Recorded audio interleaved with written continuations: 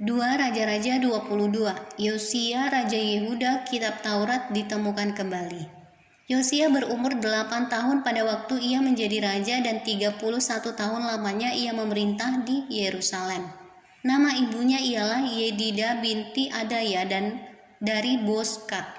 Ia melakukan apa yang benar di mata Tuhan dan hidup sama seperti Daud bapa leluhurnya dan tidak menyimpang ke kanan atau ke kiri. Dalam tahun yang ke-18 zaman Raja Yosia, maka Raja menyuruh Safan bin Azalia bin Mesulam panitera itu ke rumah Tuhan. Katanya, pergilah kepada imam besar Hilkia. Suruhlah ia menyerahkan seluruh uang yang telah dibawa ke dalam rumah Tuhan, yang telah dikumpulkan dari pihak rakyat oleh penjaga-penjaga pintu.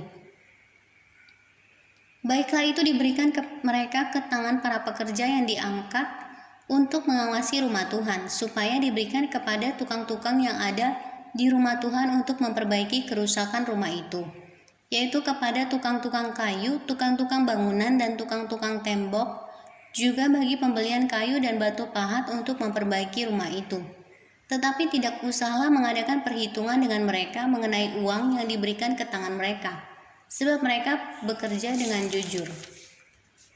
Berkatalah imam besar Hilkia kepada Safan panitera itu, telah kutemukan kitab Taurat itu di rumah Tuhan. Lalu Hilkia memberikan kitab itu kepada Safan, dan Safan terus membacanya.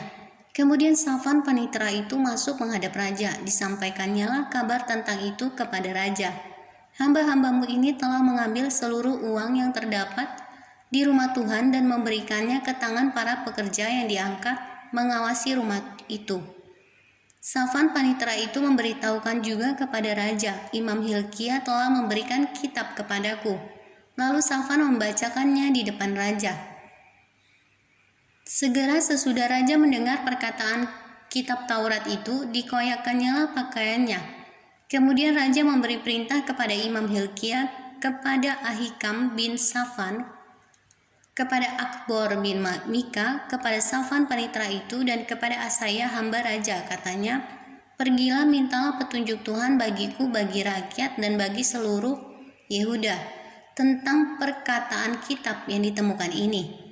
Sebab hebat kehangatan murka Tuhan yang bernyala-nyala terhadap kita, oleh karena nenek moyang kita tidak mendengarkan perkataan kitab ini dengan berbuat tepat seperti yang tertulis di dalamnya.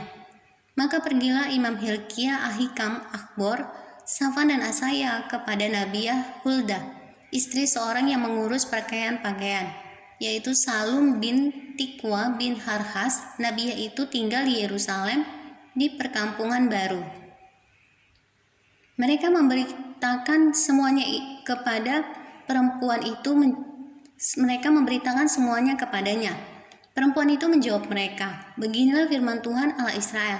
Katakanlah kepada orang yang menyuruh kamu kepadaku, beginilah firman Tuhan, sesungguhnya aku akan mendatangkan malapetaka atas tempat ini dan atas penduduknya, yakni segala perkataan kitab yang telah dibaca oleh Raja Yehuda. Karena mereka meninggalkan aku dan membakar korban kepada Allah lain dengan maksud menimbulkan sakit hatiku dengan segala pekerjaan tangan mereka.